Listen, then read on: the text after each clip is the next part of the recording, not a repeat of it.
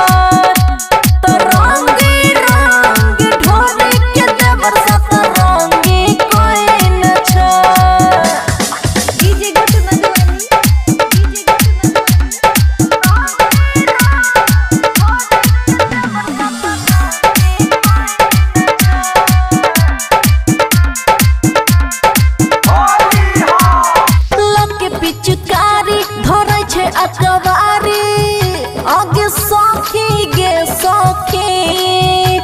तला के बरियारी खोल दे छ सारी आगे सखी गे सखी तला के पिचकारी धराए अकवारी आगे सखी गे सखी तकेला बरियारी खोल दे छ सारी सखी गे सखी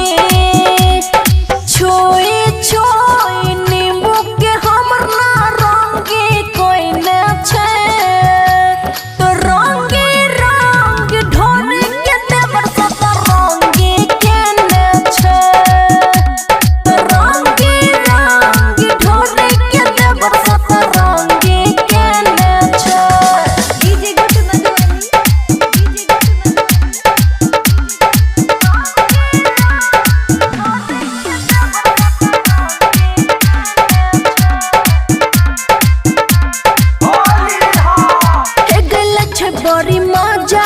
अमन राजा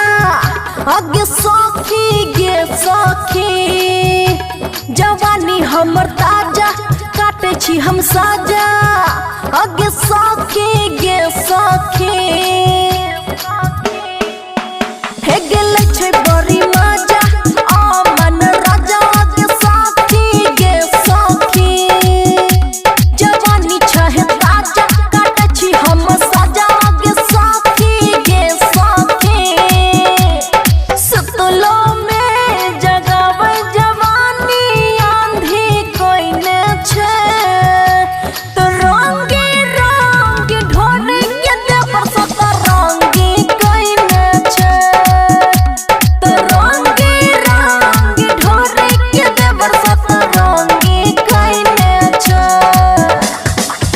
खुशी रिकॉर्डिंग स्टूडियो बलुआहा।